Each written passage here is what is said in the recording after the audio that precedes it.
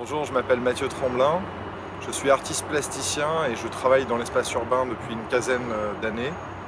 Je réalise des interventions la plupart du temps sans autorisation dans des vides et des délaissés urbains. C'est pourquoi j'ai proposé dans le cadre de la semaine intensive d'art un workshop autour de ces espaces. Le workshop s'appelle Vide et village en jachère. C'est l'idée d'une réponse au label Ville et village fleuri qui place la nature dans un rapport ornementatif à la ville. Or moi, ce qui m'intéresse, c'est le rapport à la nature urbaine, la manière dont les vides et les délaissés urbains peuvent constituer des sortes de poumons, des espaces ressources de l'ordre du tiers paysage, pour reprendre l'expression de Gilles Clément.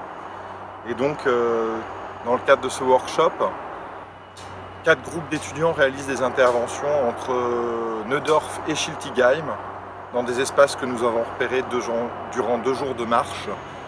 Et nous sommes là actuellement rue du Chêne, dans une forêt interstitielle, à côté d'un ancien centre administratif de la Poste qui est en réfection, à côté de Homebox, un espace de stockage.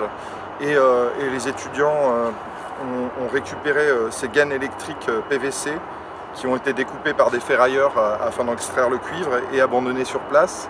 Et à partir de tronçons de 1 mètre qui correspondent à la longueur de leurs bras quand ils coupent les morceaux de gaines PVC, ils réalisent une installation dans un arbre mi-mort, mi-vivant, un arbre dont certaines branches sont en train de se faner, de mourir, une espèce d'installation post-industrielle, on pourrait même presque dire post-anthropocène.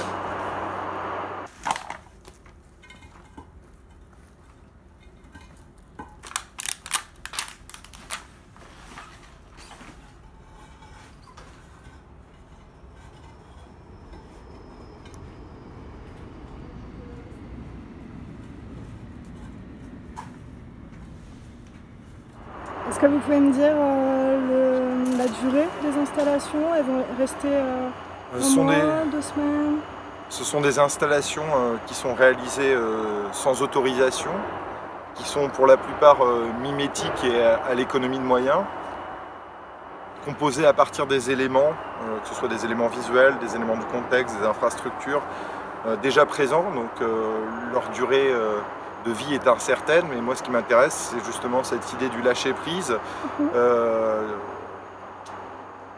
d'une approche de la ville où on n'est plus dans le contrôle, la médiation, mais plutôt dans la découverte, l'expérimentation et le jeu. Très bien, merci beaucoup.